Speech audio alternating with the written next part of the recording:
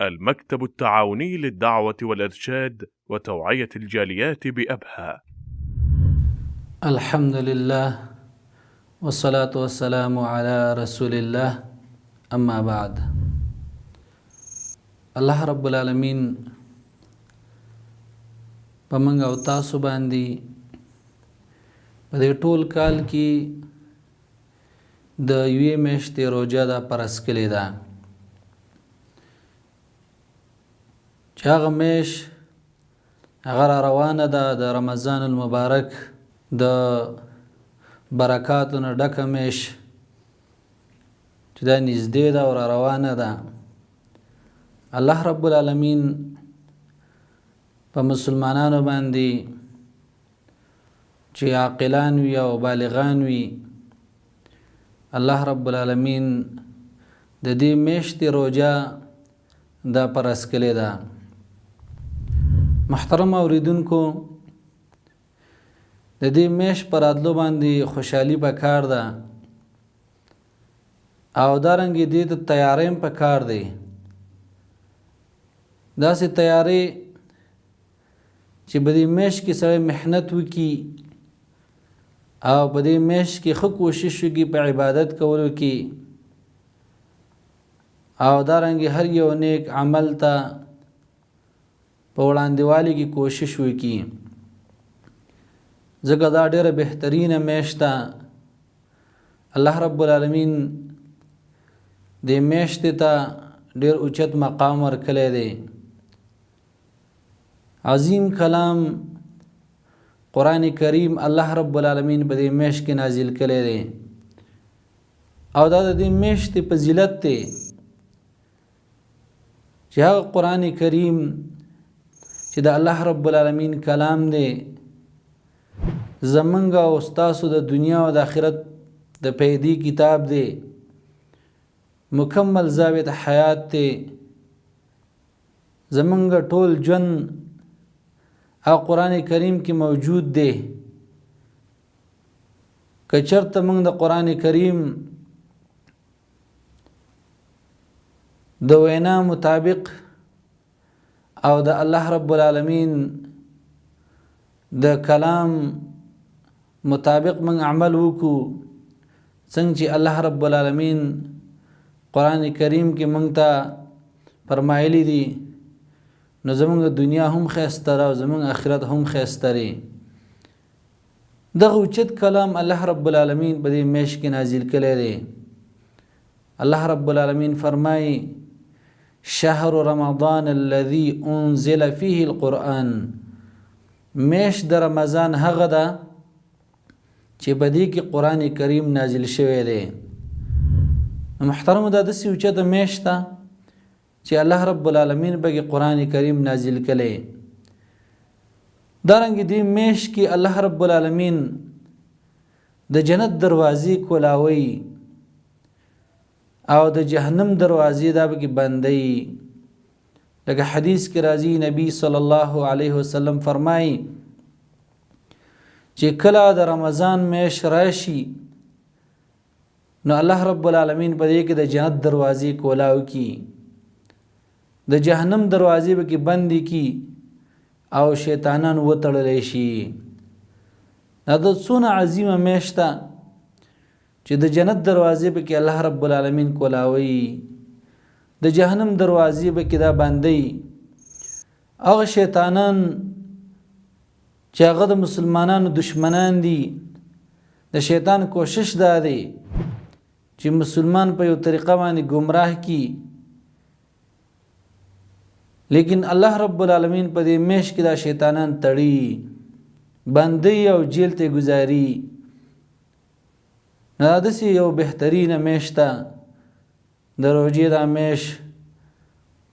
او دارنګې محترم عزتمندو، په دې میاشت کې چې سړی دا روژې ونیسي نو د دې روژې د وجې نه الله رب العالمین سړي ته ټول ګناهونه معاف کوي.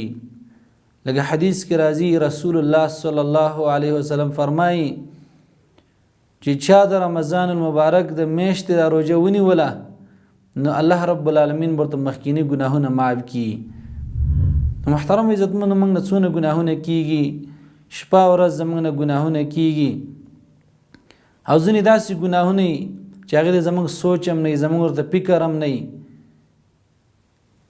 د سترګو نه ګناهونه کیږي، د غوږونو نه کیږي، د ژبې نه کیږي، دارنګې نور زیات ګناهونه کیږي. لیکن الله رب العالمین داسې لوی ذات دی چې کله یو سړی دا کوشش کوي چې الله رب العالمین راضي کی، عبادتونو کې کوشش کوي، او دارنګې په دې میاشت کې کوشش وکړي په عبادتونو کې، او دا روژه ونیسي په صحیح طریقې سره، نو الله رب العالمین د دې وجې نه دا ګناهونه معاف کوي. او دارنګې محترم عزتمندو، که موږ دې حدیث ته وګورو نو د سړي د زړه په دې باندې خوشحالیږي، او سړی دې ته وګوري چې الله رب العالمین به دې انسان ته څونه اجر ورکوي.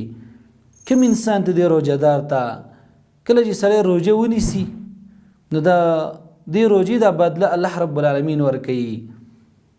حدیث کې راځي، حدیث قدسی دی، رسول الله صلی الله علیه وسلم فرمایي چې الله رب العالمین فرمایي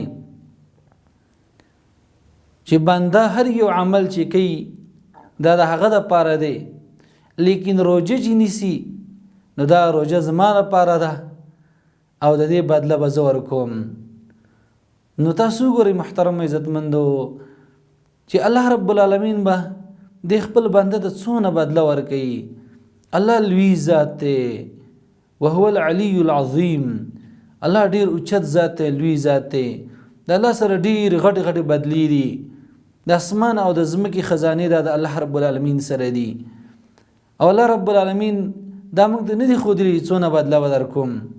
نو ګوره الله رب العالمین لوی ذات دی، د الله سره لوی بدلی چې کله موږ دا روژه ونیسو الله رب العالمین یې زموږ نه قبول کړي، او الله دې زموږ نه قبول کړي، نو الله رب العالمین دې روژهدار ته بدله ورکوي. څونه بدله به ورکوي دا د الله رب العالمین خوښه ده چې الله رب العالمین دې روژهدار ته څونه بدله ورکوي. او ګوره دا روژهدار ته الله رب العالمین ډېر اوچت مقام ورکړی دی. دا څوک چې روژه نیسي، دغه حدیث کې دي چې د روژهدار د خولې دا بوی، د روژهدار د خولې نه چې دا کوم بوی ځي، وایي دا الله رب العالمین ته د مشک د بوی نه دا بهتر دی.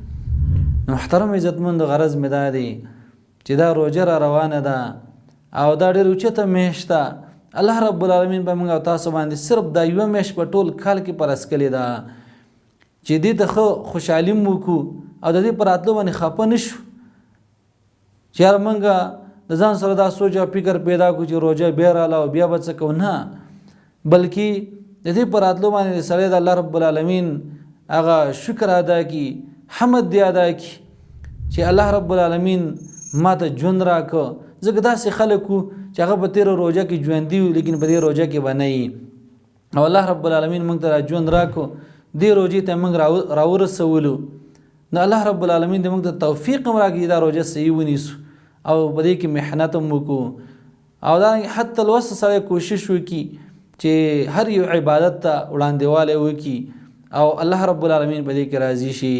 الله رب العالمین دې زموږ نه قبول کړي. وصلی الله علی خیر خلقه محمد و آله و صحبه اجمعین.